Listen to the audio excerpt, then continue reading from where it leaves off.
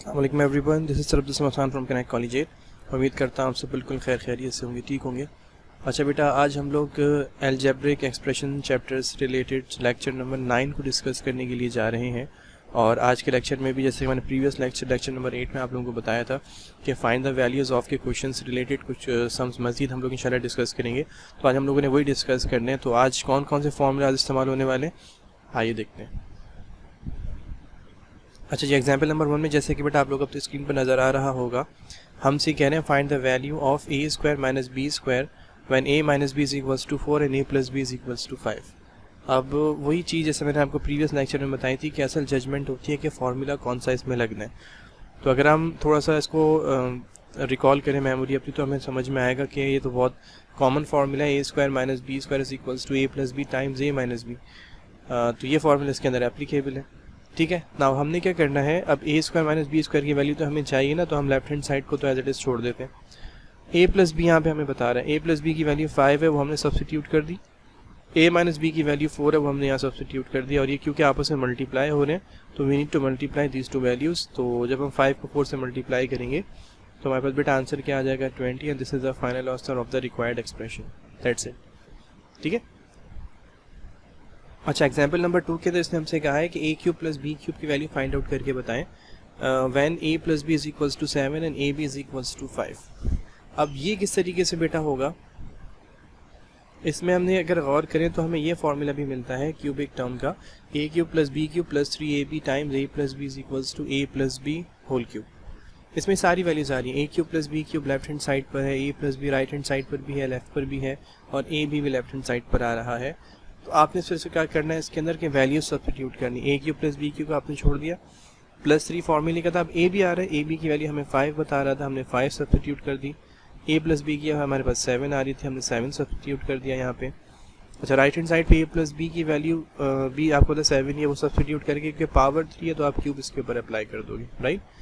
Now अब आपने क्या करना है, सिर्फ इनकी मल्टीप्लिकेशन है। 3 5 are 15 and 15 5 are 105, plus 105 left पर आ गया।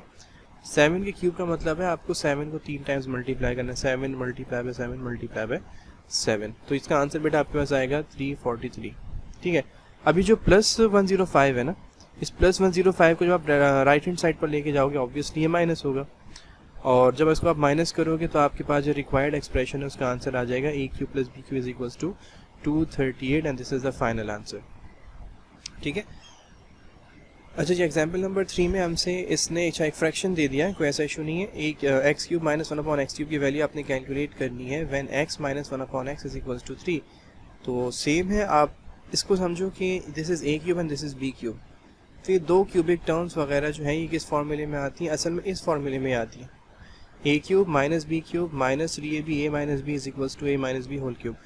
अब देखें, एक छोटी सी चीज़ ध्यान में रखिएगा, पिछले फार्मूले के अंदर क्योंकि प्लस था यहाँ पे रिक्वायर्ड में, गिवन में भी तो हमने प्लस का फार्मूला लगाया था, फार्मूला सेम था। लेकिन क्योंकि यहाँ पे माइनस आ चुका है तो फार्मूला वही है, सिर्फ साइन चेंज हो गई है इसकी, तो ये माइनस का फार्मूला यहाँ पे अप्लाई हो जाएगा। एक चीज़, दूसरी चीज़ सबसे पहले हमें करना क्या है, ए की जगह पे समझते थे कि एक्स है ये, ठीक है, एंड दिस इज बी। तो ए की जगह जहाँ जहाँ ए होगा वहाँ मैं एक्स सब्स्टिट्यूट करूँगा, और जहाँ पे बी होगा वहाँ पे 1 अपॉन एक्स सब्स्टिट्यूट कर दूँगा।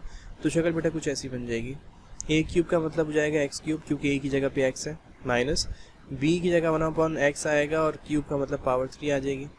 देन माइनस फार्मूले का है, 3 फार्मूले का है, ए की जगह एक्स आया, बी की जगह पे 1 अपॉन एक्स आया, फिर ए की जगह एक्स माइनस बी की जगह 1 अपॉन एक्स, और राइट हैंड साइड पे भी ए की जगह एक्स माइनस बी की जगह 1 अपॉन एक्स, बाकी पावर 3 थी वो एज इट इज़ आ गई, ठीक है।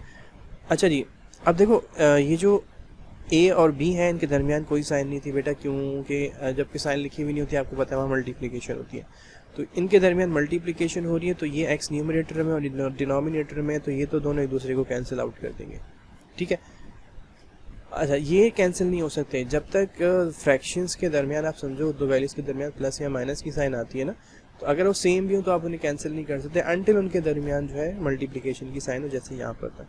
तो ये दोनों वैल्यूज़ तो एज इट इज़ आ जाएंगी, x cube minus 1 upon x cube, minus 3 फार्मूले का एज इट इज़ है। इस एक्स ने इस एक्स को कैंसिल कर दिया, ये 3 कहाँ से आया, देखें एक्स माइनस 1 अपॉन एक्स जो है, मैं बता चुका हूँ आप कैंसिल नहीं कर सकते, माइनस आर एन के बीच में, इसकी वैल्यू आपको 3 बता रहा है, ठीक है।